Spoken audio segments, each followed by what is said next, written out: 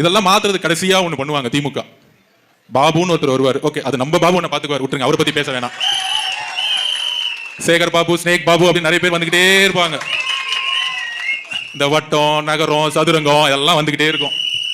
கடைசியில ஜெயிக்க முடியாதுன்னு தெரிஞ்சுக்கிட்டு ஒண்ணு பண்ணுவாங்க. என்ன பண்ணுவாங்கன்னா, வீடு வீட 2000 ரூபாய் கொடுப்பாங்க, இல்ல 3000 ரூபாய் கொடுப்பாங்க. தலைவர் நிக்கிற தொகுதி 5000 போவோம். இப்பெல்லாம் 7 ஆயிருச்சு.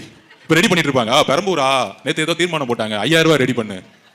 இந்த மாதிரி 5000, 3000, 2000 அடிச்ச பணத்தை கொண்டு வந்து கொடுக்கணும்ல. நான் மக்கள்கிட்ட ஒரே ஒரு சின்ன கணக்கு சொல்லிக்கிறேன்.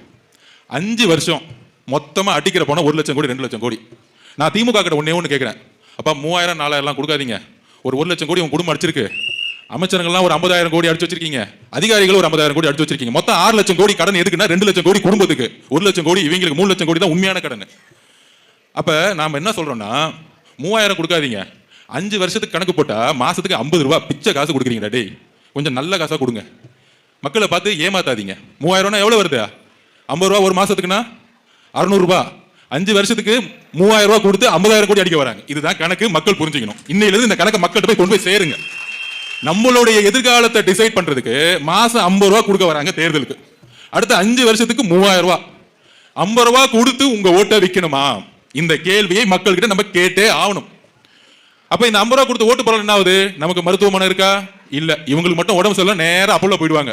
இங்க இருக்க எம்எல்ஏ உடம்பு சரியில்லைன்னா எங்க போவாரு? அப்போலோ போடுவாங்க. நம்ம மட்டும் எங்க போனோம்? இங்க இருக்க மருத்துவமனைக்கு போனோம். மருத்துவமனைக்கு போனா உடம்பு சரியில்லைன்னு ஃபீவருக்கு போனா, காய்ச்சலுக்கு போனா அங்க ஒரு 100 கொசு வந்து நமக்கு மலேரியாவையும் வேற நோயும் கொடுத்துரும். அங்க இருக்க தண்ணியை குடிச்சா டைஃபாய்டு வந்துடும், இல்ல வைரல் ஃபீவர் வந்து. இதுதான் மருத்துவமனை, இங்க இருக்க மருத்துவமனை. சரி, படிச்சுட்டு இந்த தொகுதிக்குள்ள போனா ஒரு கல்லூரி இருக்கான்னு கேட்டா தொகுதியில் கல்லூரி கிடையாது, ஒரு மருத்துவமனை கிடையாது.